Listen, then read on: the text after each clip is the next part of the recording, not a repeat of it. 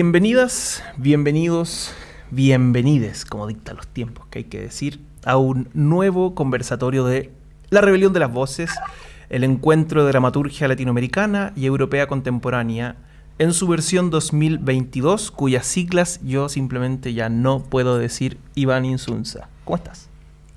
Bien, ¿y tú?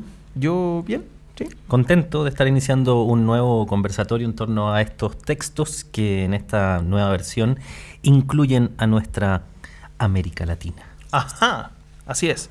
Oye, bueno, puede ser que quienes estén viendo o escuchando esto sea el primer video que vean, así que hay que hacer la introducción como siempre lo hacemos. ¿En general tú dices que no hayan visto nunca un video en su vida? No, uno de los del conversatorio. Ah, perfecto. Así que presentemos. Presentemos, pues hay que darle las gracias a mucha gente. A ver, comienza.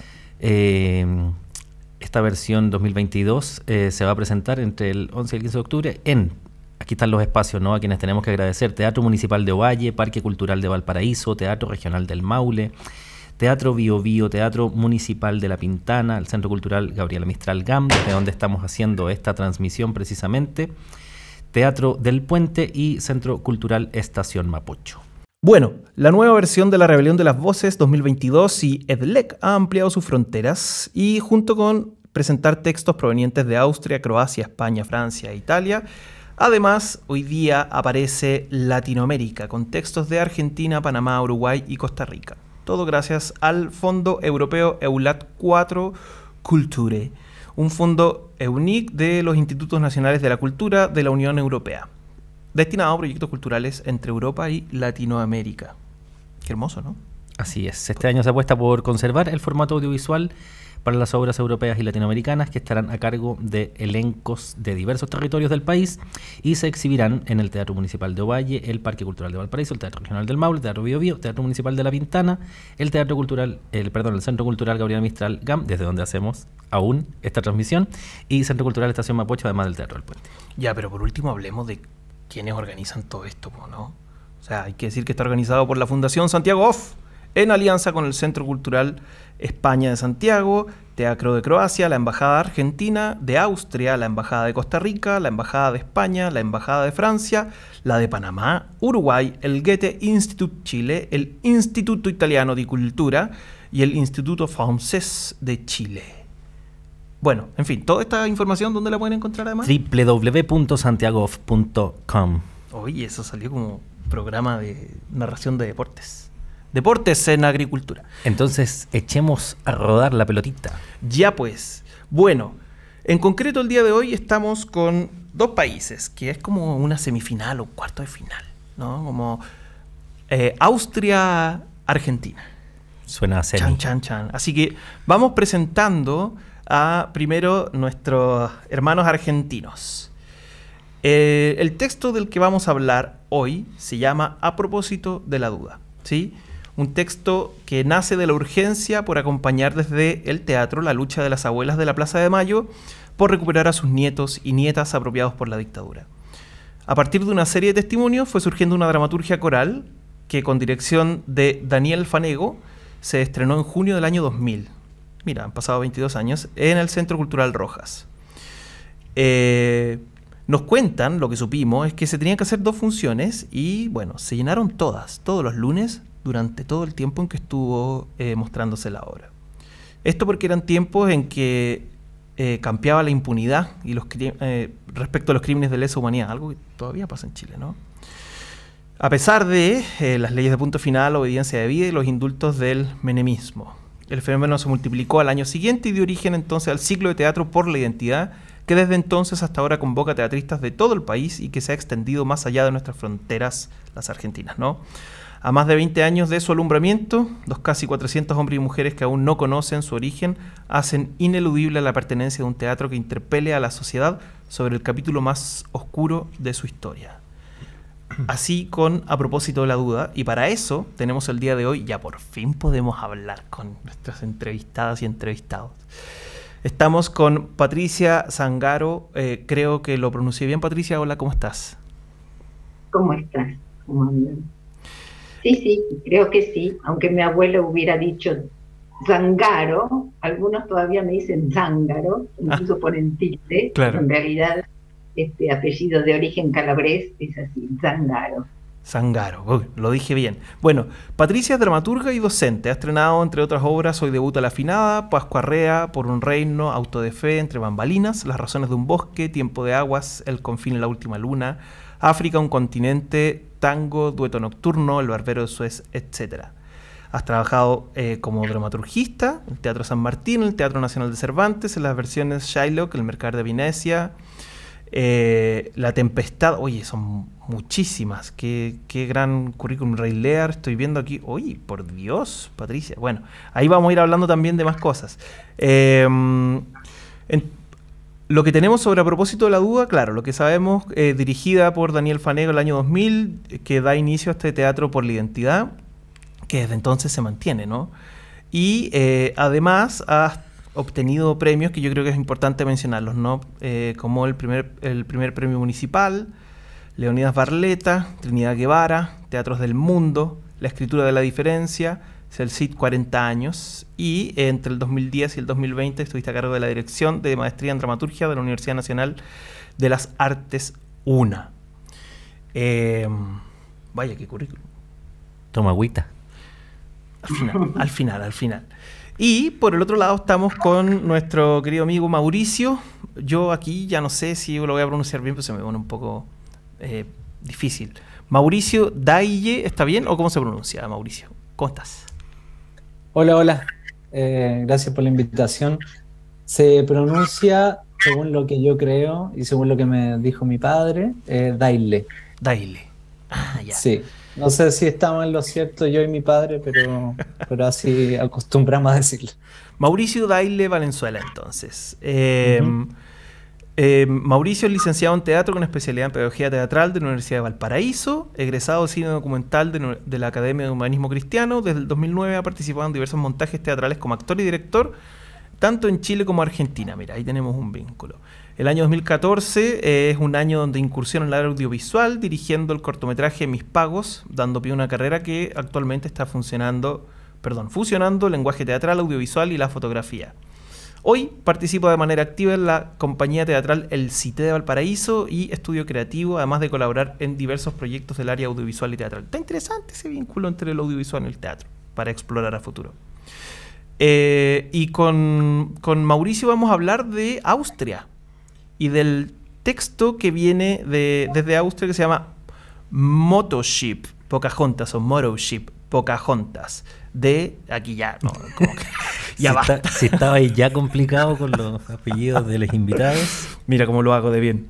Gerhild Steinbach, de Austria, cuya traducción pertenece a Dorte Jansen y Joalí Daniela Serrano. La reseña está interesante, quiero mostrarla, ¿no? Pocahontas, versión 1. Una hermosa mujer se encuentra con un forastero. Nada les une, nada puede unirles, pero el amor supera el abismo entre sus pueblos. Qué hermoso, ¿no? La versión un poco Disney parece. Y Pocahontas, versión 2. Una niña de 11 años es atacada, violada y secuestrada por un grupo de brutales conquistadores, su pueblo subyugado, su patria destruida. Esto es lo que hace Motoship Pocahontas. Explora el tema del colonialismo y presenta la figura mítica de Pocahontas narrada desde la perspectiva de los vencedores. Y así profundiza en temas como migraciones, abuso de poder, violencia, racismo, desigualdad social, incomunicación, incluso la reconciliación del hombre con la naturaleza. Gerhild, que es la autora de este texto, realizó estudios en Graz, en Berlín. En el 2003 ganó el concurso Berliner Schaubühne, no sé cómo se pronuncia, bueno, voy a pasar. Con su primer texto, Cabeza Muerta, este sería la primera de varias piezas en recibir reconocimientos por su agudeza y talento. Actualmente se dedica también a la escritura de obras de teatro, libretos, ensayo, obras de radio. Qué interesante, radioteatro. Además de ser directora del Departamento de Escritura Creativa de la Universidad de Artes Aplicadas en Viena. Con esto yo ya surfié toda la reseña y todas las cuestiones protocolares y por fin podemos conversar. Estaba bueno ya, pues yo estaba preguntando hasta qué hora te íbamos a escuchar. Tienen ganas de conversar, ¿no? Adelante. Nuestra invitada, nuestro invitado. Yo partiría como desplegando las constantes que uno podría ver en los textos a partir de una cuestión que podríamos pensar que es propia de un teatro contemporáneo post-90s, ¿no? El problema de la memoria, el problema del archivo, el problema de las violencias estatales aparece con fuerza, ¿cierto? Y no solo a propósito de las transiciones democráticas en Latinoamérica, sino, y en particular nuestra región, ¿no? Que de manera más bien tardía, sino que también es algo que le pasa al mundo, ¿no? La desintegración del bloque soviético, fin de la Guerra Fría, etcétera, hace como que el mundo entero gire hacia esto que hemos escuchado nombrar como lo real, o una nueva manera de vincularse con la realidad del teatro. Y Argentina en particular ahí, digamos, ha estado siempre visibilizando el asunto, ¿no? Tu trabajo, Patricia, me parece que dialoga de algún modo también con lo que tanto conocemos acá en Chile de Vivi Tellas o de Lola Arias, ¿no? Entonces quizás partir por ahí, ¿no? Hay un asunto en relación a la memoria, la posmemoria, ¿no? Que está latiendo con mucha fuerza en este texto, al punto de que en algunos ribetes uno podría incluso recordar la indagación de Weiss, ¿no? Cuéntanos un poquito para que partamos por ahí con tu texto.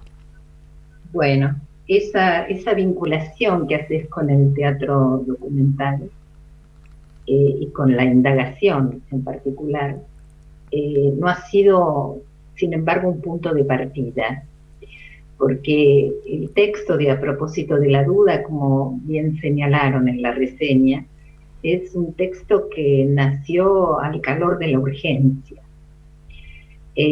Tenemos una larga tradición de teatro político en la Argentina. El antecedente más claro de lo que fue después Teatro por la Identidad fue Teatro Abierto, que surgió en el año 81 y que se convirtió en un movimiento de resistencia cultural a la dictadura que trascendió las fronteras del teatro, ¿no?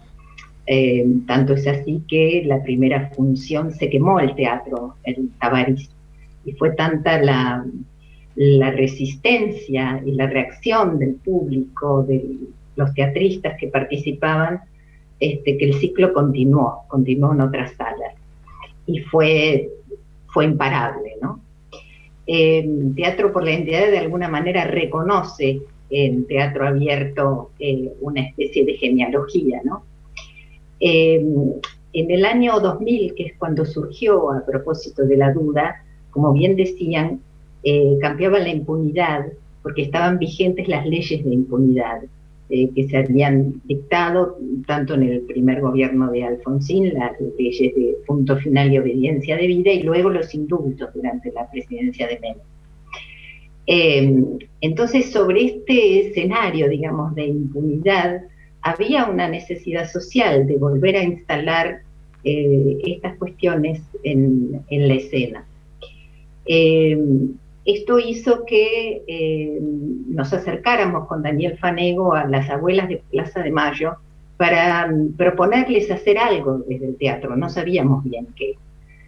Las abuelas nos recibieron con los brazos abiertos, por supuesto, y nos dijeron, bueno, sí, tienen una fecha y tienen una sala, que era el Centro Cultural Rojas. Para esa fecha faltaba un mes. Y nos dieron cantidad de testimonios. Testimonios que eran testimonios de nietos y nietas recuperadas, de las propias abuelas, incluso de algún represor, en material gráfico, pero sobre todo material audiovisual, los viejos videocassettes. Así que recuerdo que salimos de esa reunión, yo cargada con bolsas llenas de esos pesados cassettes, y durante un fin de semana me encerré a ver todo ese material, y por supuesto eran testimonios. Entonces la dramaturgia naturalmente se formalizó como una dramaturgia testimonial. Y apareció esta dramaturgia coral, esta polifonía de voces, que luego Daniel Fanego, como director, retrabajó escénicamente también como una dramaturgia escénica de la urgencia, por el tiempo del que disponíamos, y convocó a una cantidad de actores y actrices muy reconocidos, popularmente reconocidos, que como estas funciones iban a hacerse los lunes, que en aquel tiempo era el día de descanso del teatro. Hoy ya no, porque se hace teatro todos los días y en diferentes horarios. Hay una explosión teatral enorme en Buenos Aires, que ya ha sido una plaza teatral siempre muy importante, pero en este momento hay como una explosión que mucho tiene que ver con la falta que nos hizo durante la pandemia, ¿no? En aquel momento era el día de descanso, entonces los actores y actrices podían disponer de ese día. Y bueno, así es que surgió, a propósito de la duda. Después pudimos reflexionar sobre lo que habíamos hecho, después pudimos vincularlo a textualidades que tienen que ver con el testimonio y por supuesto toda el teatro postdramático que apareció fundamentalmente aquí a partir de Vivi Teles y que luego tomó y proyectó internacionalmente, como sabemos, de la manera en que lo hizo Lola Arias, ¿no? Muchas gracias, Patricia, por ese primer acercamiento entonces al contexto de producción y cómo emerge este texto que al leerlo se respira la urgencia, ¿no? Les propongo que vayamos ahora con Mauricio para ver si podemos ir haciendo así como una especie de ping-pong, de puntos en común, de distancia. Así que, Mauricio, no sé si quieres referirte como respecto a este marco general. También hay algo ahí en torno a la polifonía que puede también resonar para el texto de Austria, ¿no? Y tu perspectiva de director, ¿no? Que eso es un valor también de este conversatorio, que tenemos la posibilidad de conversar desde la dramaturgia y desde la dirección. Sí, creo que hay algo interesante en este ejercicio, por ejemplo, de que nos llegue una obra de otras latitudes, de tan lejos, y poder también incorporarla de alguna forma al trabajo que yo, por lo menos, con la gente que trabajo, llevamos realizando. Como que hay un ejercicio constante de apropiación, de tratar de ir haciendo nexos de lo que contiene ese texto, de la dramaturgia, con algo que nos resuena a nosotros, ¿sí? Y en eso aparecen directamente todo lo que tiene que ver con nuestra memoria, nuestra historia, nuestros lugares de cultura popular. Y es ahí donde resuena más, por ejemplo, directamente este texto austriaco que toma el mito de Pocahontas. Y claro, escuchamos nosotros Pocahontas y lo primero que se nos viene a la cabeza es la historia de Disney, la película. Y yo tengo en mi recuerdo también hablando un poco de ese material de archivo fílmico del VHS, digamos. O sea, ahí hay un material que contiene mucha memoria en la materialidad misma, ¿sí? Como hablaba Patricia de que se iba con un montón de cassette a revisar a la casa, eso es como un contenedor de memoria impresionante que es tangible. Ahora como que todos los videos, los archivos, las fotos están contenidos en solamente no sé, ceros y unos que son como los que están dentro del computador, pero no algo que uno puede alcanzar a contener tangiblemente, ¿sí? Ahí hay una cantidad. Entonces, claro, yo tengo también el recuerdo de ese VHS de Pocahontas que se arrendaba en el Blockbuster o lo compraba pirateado en el Persa Bio Bio y después llegaba a la casa a verlo y se veía en comunidad con tu familia. Entonces, ese es como el primer recuerdo, o sea, el primer como estímulo que nos da, por ejemplo, una obra que habla de Pocahontas. Y más o menos es ahí por el lugar donde hemos ido indagando para trabajar este texto, como los primeros referentes y las primeras imágenes que se nos vienen, ¿sí?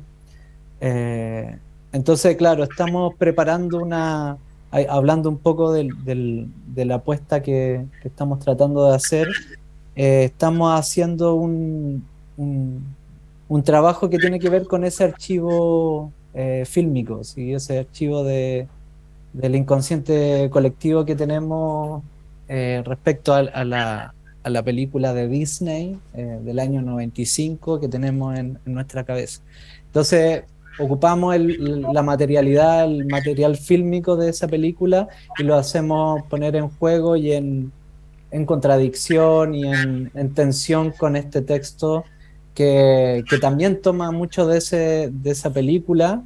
Incluso hay textos que son propios, las canciones de esa película están dentro en el contenido del texto, y hacemos un juego de ahí de alguna forma también un poco acompañando la lectura del texto, como que el encargo es hacer una apuesta audiovisual de una lectura. Entonces también sentíamos necesario como un poco ir acompañando la lectura más que ver solamente la grabación de alguien leyendo, que cuando eso puede aguantar un poco más en la escena, en un teatro, en la presencialidad, pero ver frente a la pantalla a alguien leyendo 40 minutos se puede hacer un poco tedioso. Entonces sentíamos que ahí era como un lugar que podíamos acompañar para hacer algo más dinámico y para que el contenido del texto estuviera de una forma más lúdica y pudiera llegar de mejor manera al espectador. Mauricio, ¿y cómo lees tú este ejercicio de una dramaturgia europea hablando sobre una cuestión, hablando críticamente, ¿no? Desnaturalizando esta lectura colonial, romantizadora, que es lo que haría la Pocahontas en película, mostrando esta otra forma violenta, ¿no? ¿Cómo lees tú que el lugar de inscripción de esa lectura sea Europa, en el fondo, ¿no? Y que ese sea un procedimiento que al mismo tiempo se enmarca dentro de lo que podríamos llamar dramaturgia contemporánea? Uh-huh. O sea, yo encuentro que, claro, de repente aparecen muchos como lugares de conflicto respecto a recibir una obra europea que habla de un contexto, de una conquista, de una toma de territorio, de una usurpación de territorio. Uh-huh. ¿Lo han hablado, perdón? Como trabajando, ¿ha aparecido ese tema? ¿Lo han conversado? Sí, totalmente. Y un lugar de tensión para nosotros, como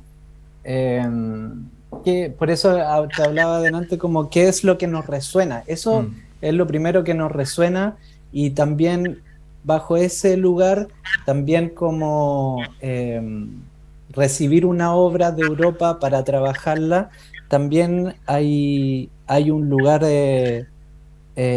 ¿cómo decirlo? Como que nosotros nos posiciona, ¿sí? O sea, es una obra europea con un grupo, con un colectivo latinoamericano, específicamente en Valparaíso, que tenemos que hacer dialogar. Entonces nos posiciona y hemos sido súper como honestos en esa posición.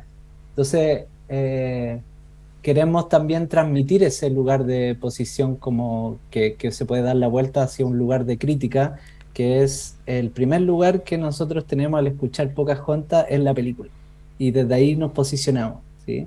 Nuestra infancia, nuestra historia, y todas las lecturas que vamos a hacer, lo vamos a hacer desde la película, desde la animación, desde lo que Disney de alguna forma nos puso y nos construyó en esa memoria de lo que tiene que ser el amor romántico, de la figura de los roles. Y desde ahí nos posicionamos también como para hacer las críticas que vayan surgiendo en el análisis del texto, entendiendo ese lugar de clásico y de cultura popular que es la película de Disney. A mí me interesa saber cómo esto se enmarca en la aparición de lo que podríamos llamar dramaturgia contemporánea. Me interesaría hacer una pregunta quizá una doble pregunta, ¿no? ¿Qué es para ti, Patricia, lo que vuelve contemporánea esta obra en el contexto de un entendimiento de lo contemporáneo como tú lo consideres, pero además donde pudiera quizás haber una diferencia entre lo que se entiende por lo contemporáneo europeo como dramaturgia y lo que para nosotros desde América Latina es lo contemporáneo desde la dramaturgia? No sé si se entiende la pregunta, cuéntame tú, y si no la vuelvo a hacer. Creo que la entendí, si no me avisas. Ya, veamos. no es una pregunta fácil de responder. Puede ser algo controversial, porque cuando se habla de dramaturgia contemporánea, a veces se suele hablar de cierta estética dramática y espectacular, ¿no?, que correspondería a la dramaturgia contemporánea. Y yo siempre fui muy refractaria a cualquier tipo de clasificación.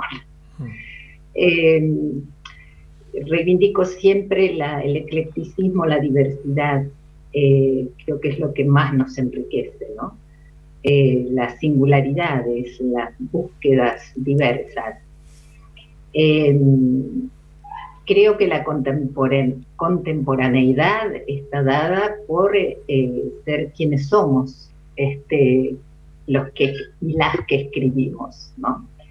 Es imposible no ser contemporánea, habitando el mundo que vivimos y estando atravesada por las contingencias de este mundo. Esto por un lado, ¿no?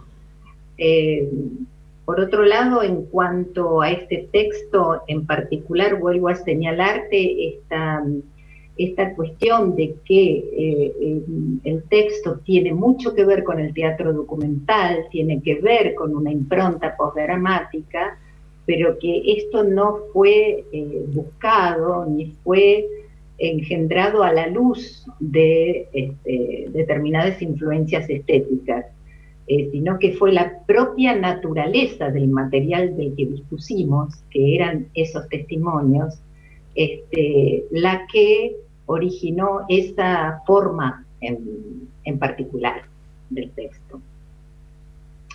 No sé si con esto contesto tu pregunta, sí, o parte de ella. Sí, no, creo que sí. Podemos ir hablando de repente el asunto de cómo podemos caracterizar esto que parece ser tan amplio, ¿no?, de dramaturgia latinoamericana y europea, pero vamos viéndolo ahí. Sí, yo estaba pensando como para transformar un pequeño comentario en una pregunta, que hay como en los 2000 parece ser que precisamente lo contemporáneo estaba denominando otra cosa, ¿no? En ese tiempo lo contemporáneo era algo que yo podría ver que aparece en los otros textos y no precisamente en este, ¿no? Que es como una desconfianza en el lenguaje, como una crisis de la comunicación, como una especie de retorno de Beckett, ¿no?, en las dramaturgias en general. Fragmentación, polifonía, collage, posmodernidad, digamos. Y precisamente este texto en ese momento aparece como un texto, digamos, moderno propiamente, ¿no? Como que viene a visibilizar, a responder a una urgencia social, comprometido del modo, digamos, más convencional con la realidad, no en su indiferencia, digamos. Y precisamente el texto austriaco, por otro lado, da la sensación de que fuera un texto 2000ero en ese sentido, ¿no? De esta como incerteza total en el lenguaje, y que mientras dice una cosa necesita negarla porque no hay posibilidad de afirmar nada claro, o como dice Sergio Rojas, no es posible decir cosas en esta época si no es poniéndole las comillas, ¿no? ¿Cómo ven eso? Como a partir de esta pregunta que hacía Sebastián de lo contemporáneo, los modos en que dialogan estas estéticas y estas formas con sus tiempos y ciertas tendencias también que van marcando o llenando, digamos, de contenido esas categorías. Mauricio de repente y después Patricia, para que hagamos el pimponeo permanente. Ya. Sí, igual, claro, yo personalmente igual siempre como que reniego un poco de claro, las clasificaciones dramatúrgicas en ese sentido, como porque son como muy clasificatorias, ¿sí? Como que esto es un texto contemporáneo y este otro no lo es. Y claro, yo soy un poco de la idea de Patricia, que tiene que ver más allá del texto y la dramaturgia y la época y todo, tiene que ver con las personas, ¿sí? Como que creo yo que un texto puede ser contemporáneo, escrito en 1800, 1700, no sé, ¿cachai? Como Mm. depende mucho del punto de vista, ¿sí? Como el punto de vista que a quién le llega ese texto. Sí hay un montón de cosas estéticas que van como medio en la tendencia, que de repente aparece algo un poco de moda y se van como haciendo estas clasificaciones, pero para mí personalmente tiene que ver con, con quién percibe esos textos, ¿sí? Más que quién los hace o la clasificación que se le puede dar a tal o cual persona que hace un texto. Eh, para mí personalmente hay elementos que son en la dramaturgia y en la literatura en realidad que son como atemporales, ¿sí? Como que no responden responden a lugares que están dando vueltas, ¿sí? Y que eso que está dando vuelta puede ser un siglo atrás o puede ser ahora, que es solamente cómo podemos ponerle el punto de vista y captar esas cosas lo que lo puede hacer un poco más clasificable. Pero creo que se responden solamente como a elementos que están dando vuelta, ¿sí? Mm. Como, no sé si me explico lo que Sí, comento. sí, me parece que queda muy claro en tu respuesta delineado precisamente esta definición que podríamos pensar en relación a lo contemporáneo, que no es lo mismo contingencia que espíritu de época, por decir, ¿no? Ajá, El espíritu de claro. época Absolutamente. se pasea, digamos, por la Ujú, historiografía en su sentido más de rebanadas, ujú. de eras, de periodos, se pasea libremente, ¿no? Pero no así la contingencia, ¿no? La contingencia está marcada efectivamente por un devenir de determinadas cuestiones que uno podría identificar y que el teatro, al menos el teatro chileno, ha estado siempre bien pendiente, ¿no? Como de siempre sacar la obra de la cosa que pasó. Patricia. Sí, coincido mucho con esto último que decís y sobre todo con lo que decía Mauricio, ¿no? Una coincidencia total. Pensaba en el emblemático libro de Jean Cot, Shakespeare, nuestro contemporáneo, ¿no? Esa es la condición que tienen los clásicos, que interpelan en el presente, por eso perduran, ¿no? Y esa diferenciación que hizo Mauricio entre la contemporaneidad y las tendencias, eh, que muchas veces también tienen que ver con cuestiones hegemónicas, sobre todo nosotros seguimos teniendo una mirada muy eurocéntrica y solemos estar al tanto de las últimas producciones de Europa, sobre todo Francia, Alemania, que son más dominantes, que sobre aquello que se produce en nuestros países hermanos, ¿no? Por eso me parece tan saludable este encuentro, este diálogo, porque no es frecuente, no es habitual. Eh, y es necesario dialogar al interior de nuestro continente, ¿no? Eh, y muchas veces esas tendencias tienen que ver con en este caso específico, textualidades hegemónicas, ¿no? Que vienen sobre todo de Europa, y que en las grandes capitales, ¿no? Como es el caso de Buenos Aires, ¿no? La gran urbe que siempre mira hacia allá, este, comienzan a reproducirse, ¿no? Entonces uno ve en los últimos años cómo hay tendencias, de pronto hubo toda una época donde el teatro estaba dominado por la presencia de la familia disfuncional. Mm. Entonces todas las obras parecían surgidas de la misma concepción, ¿no?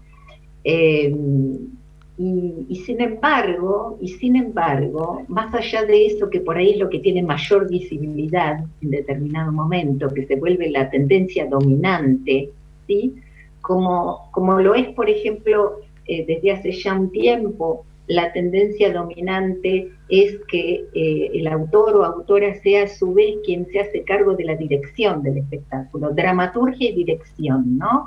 o el director o directora que se hace cargo de la dramaturgia. Y eso no significa que no siga habiendo dramaturgos y dramaturgas, como es mi caso, que solo escribimos, aunque tenemos un lazo muy estrecho con la escena, ¿no? O directores y directoras que solamente dirigen. Sin embargo, eso no tiene visibilidad, ¿no? Así que es bastante compleja esta cuestión. A mí me interesa mucho esto que decía Mauricio, bueno, ¿cómo puede interpelar un texto que habla sobre la colonización desde una mirada europea, pero asumida desde Latinoamérica? Eso es como un trabajo, ¿no? Un pliegue sobre pliegue, ¿no? Que es sumamente atractivo y desafiante, ¿no? A la vez. Yo recuerdo a un crítico alemán con el que conversaba cuando estuvo acá en Chile, que era bien rotundo a la hora de decir que era muy raro para él esto de ver dramaturgas o dramaturgos que al mismo tiempo dirigieran. Y él decía más o menos, es muy raro ver una persona con esos dos talentos al mismo tiempo. La última persona que recuerdo fue Brecht, decía él, ¿no? Y al margen de lo rotundo de él, aquí quizás un poco, aquí en el contexto chileno, quizás un poco por precariedad, etcétera, porque muchas veces en un fondo uno no puede estar invirtiendo dinero en algunas cosas, uno asume múltiples funciones y quien escribe también dirige, o quien dirige también escribe, y hay por un lado algo interesante que es un proceso de hibridación en la creación, pero también por otro lado una confianza en que pase algo que de repente ocurre de manera eficiente en la escena. Sí, bueno, de todas maneras esta tendencia no tiene que ver con la calidad del espectáculo, porque de hecho hay muchas producciones con estas características que son absolutamente logradas, ¿no? Así como otras no, pero sí es una tendencia, y es una tendencia que tiende a invisibilizar otras realidades. Yo recuerdo, a propósito de esto que vos decís de un crítico, recuerdo un crítico inglés que en una de las ediciones del Festival Internacional de Buenos Aires dijo que él consideraba que la dramaturgia argentina era muy eficaz en términos escénicos, pero que era bastante precaria en términos textuales, que cuando él se encontraba con los textos carecían de autonomía como tales, ¿no? Y en realidad su lectura era una lectura absolutamente parcial. Él leía aquello que llegaba a los festivales del mundo, que es apenas un recorte de nuestra producción teatral, y que justamente muchas veces para poder llegar a esos festivales, los y las creadoras ya conciben una forma de espectáculo que es la que circula en esos medios, ¿no? Es decir, ese destino condiciona la producción. Y yo recuerdo que me enojé mucho, sin, por supuesto, decírselo cara a cara, porque en realidad él ignoraba la robusta tradición dramatúrgica que tiene la Argentina, ¿no? Ignoraba toda la producción de Griselda Gámbaro, de Tato Pavlovsky, de Ricardo Monti, etcétera, etcétera, ¿no? Yo una vez conversando con un crítico sueco, no quería ser menos, porque como... pero no hablaba con un crítico sueco. ¿Alcanzo a hacer la última pregunta? Eso te iba a decir. Que sí, porque estamos ya como en la hora. Pero hay una cuestión que me quedó dando vuelta y que fui elaborando a partir de escucharles y que creo que puede funcionar como una pregunta para ambos textos. No la hagas. ¿No? Ya, bueno, ya. Ya, gracias. Tiene que ver con la relación que puede haber. Creo que Alfredo Yar decía el equilibrio que uno encuentra en la obra de arte entre la información y la poesía, ¿no?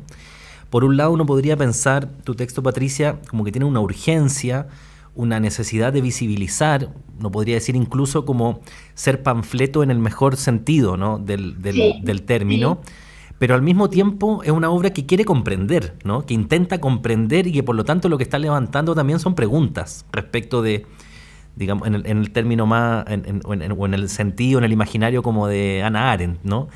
comprender el mal, o comprender por qué es que nos llega a suceder esto, y por qué es importante saber que el día de mañana uno podría estar en cualquiera de esos lugares, ¿no? Y creo que en el texto austriaco también sucede algo así, respecto de que hay una denuncia, hay una crítica, llamémoslo como fuera, ¿no? Pero una actitud, digamos, de mirada, una mirada aguda respecto de una realidad enorme, ¿no? Como es la colonialidad. Pero al mismo tiempo quiere ser una obra de arte, ¿no? Quiere ser bella, quiere ser interesante en el sentido de lo que vela, de lo que no descubre. ¿Cómo ven esa relación en los textos? En tu caso como autora, Patricia, y en tu caso, Mauricio, como en tu lectura de director del texto. Esta relación entre, voy a volver a donde comencé, ¿no? Entre información y poesía, diría Alfredo Yar. No se peleen, ¿eh? Está todo bien. Está silenciado, me parece, Mauricio. ¿Sí? ¿No me escuchan? Ah, sí, ¿Ahora? ahí sí. Vale. Es difícil la pregunta, como tal vez para mí tiene que ver un poco como los lugares de goce, ¿sí? Como el lugar de goce que puede existir en un texto dramático al momento de leerlo. Hay juegos de palabras, hay juegos estéticos que a mí personalmente me producen placer, ¿sí? Como de leerlo y de escucharlo. Y yo creo que es inevitablemente, indudablemente, son los lugares en los que la autora pone un lugar de empeño también, ¿sí? Como de trabajarlo, porque si no se volvería un lugar muy quizás monótono, lugares comunes, lugares que quizás ya lo escuchamos. Entonces, yo leo más o menos como en este texto que hay un lugar como de esquivar esos lugares, ¿sí? Como me voy a caer en un lugar común, voy a caer en un lugar y lo esquivo con un juego de palabras, con un juego estético, y luego voy a caer a otro lugar y vuelvo a esquivarlo, ¿sí? Como que me da la sensación que eso es lo que intenta hacer un poco en algún aspecto de la obra la autora. Eh, eh, y para mí personalmente, como que este tema como de relación entre lo que se dice y cómo se dice, que tiene que ver como con lo que hablabas tú como de la información y la poesía, hay un espacio que para mí como que siempre he sentido que uno tiene que tener como mucha información respecto a las obras que hace o que trabaja. O sea, ojalá estudiar el autor, de dónde viene, cómo lo hizo, en qué contexto lo hizo, y estoy como cada vez como dudando más de esa idea. Como el estudio previo a una obra hace que también uno pueda entrar en lugares que ya sabemos, ¿sí? Entonces, actualmente busco o trabajo un poco un lugar más de incertidumbre, como los lugares donde he tratado de trabajar últimamente.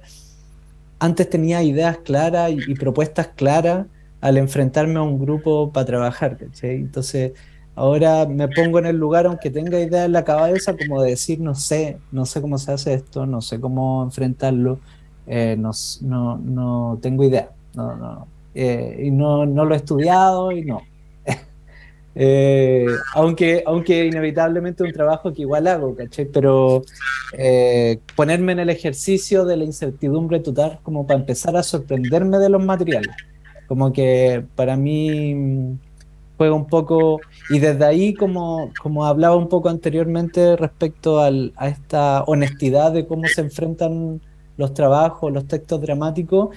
Creo que desde ahí es como un lugar propicio para empezar a trabajar, como lo primero que me llega. De hecho, como leo Pocahontas y me llega la película de Disney en el instante, y con ese es mi punto de partida para trabajar. ¿Cachai? Como, no sé si respondo la pregunta que hiciste, pero la divagación que me fue. Sí, sí. ¿Patricia? Sí, yo tomo esto que decía Mauricio, ¿no? Cómo, cómo trabajar desde la certidumbre en una época donde estamos más que nunca habitados por la incertidumbre. Con esa misma incertidumbre abordamos a propósito de la duda. Lo que ocurre es que allí no hubo mucho tiempo para pensar y reflexionar, justamente por la urgencia que nos proponía el proyecto, ¿no?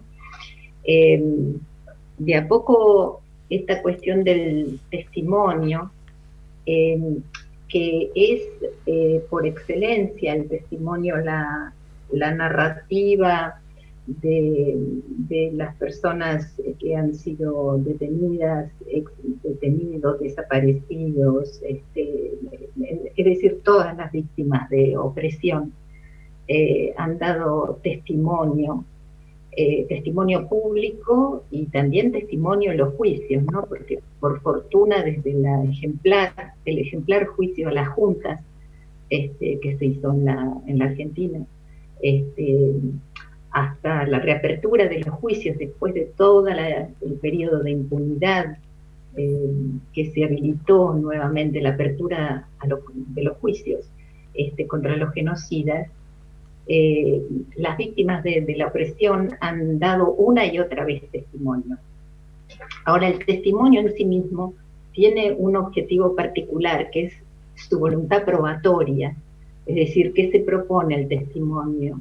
Probar que esas prácticas del terrorismo de Estado fueron sistemáticas, por lo tanto se hace punto, ¿no? Se hace eje en aquellas prácticas que pueden probar que esto sucedió sistemáticamente.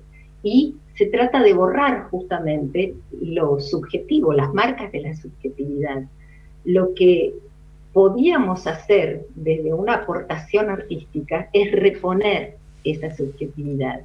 Y se nos ocurría en el trabajo con el testimonio que la apelación a lo más concreto, a lo más minúsculo, a lo más tangible, ¿no? Como un objeto, un olor, una palabra, eso podía reponer la subjetividad, ¿no? Tomando aquello de Brecht, la verdad es concreta, ¿no? Entonces aparecía como en uno de los testimonios el recuerdo de una de las nietas recuperadas, de una única imagen de milésimas de segundo que tenía de su mamá, donde en una vieja película familiar, en la época del Super 8, ¿no? Aparecía un instante solo la mano de su mamá que decía, dame el tenedor, en un cumpleaños familiar, dame el tenedor.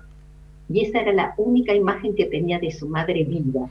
Esa pequeña imagen tangible, concreta, minúscula, es la que nos permitió entrar, ¿no? Al testimonio. Y así se fueron articulando todos. Y así como está poblada de testimonios la obra, aparece un pequeño anclaje ficcional que tiene que ver con este personaje que es el muchacho pelado, que descubre a través de su calvicie que no es hijo de quien dicen ser su padre, que en realidad es su apropiador, tiene un montón de pelo, y la calvicie es hereditaria, ¿no? Entonces, a través de la calvicie se pregunta por su identidad, entra en duda, ¿no?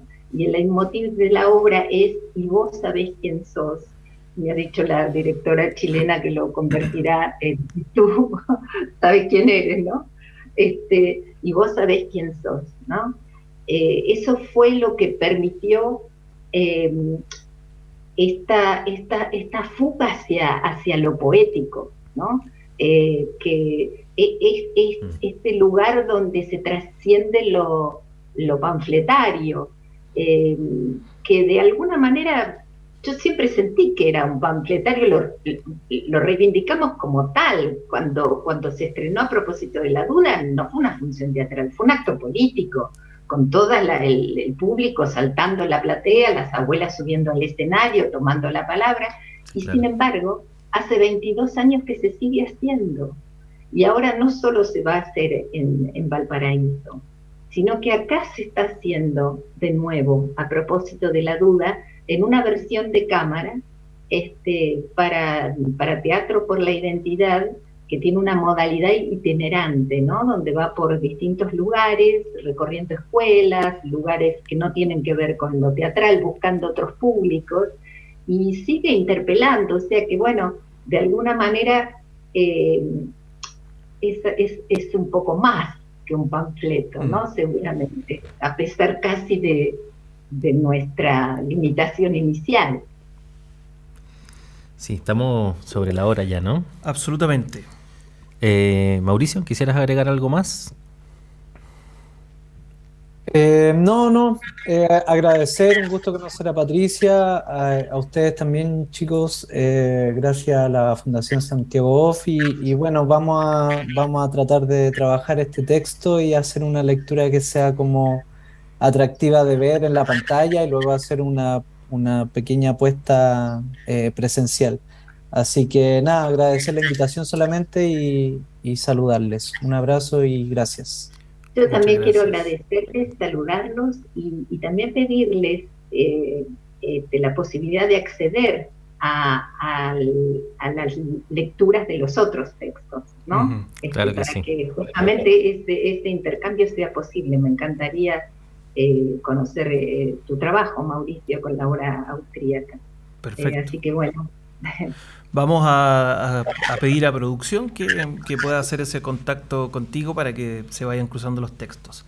Patricia Zangaro, Mauricio Daile, muchas gracias por haber estado en este conversatorio de La Rebelión de las Voces.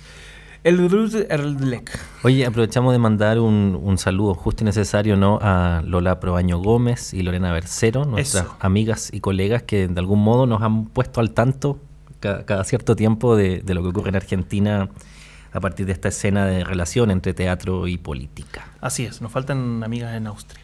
Ya, vámonos, que estén muy bien. Muchas gracias por la conversación, Patricia. Que estén muy bien. Hasta la próxima. Gracias, Mauricio. Chau, chau. Chau, chau. Chau, chau, gracias.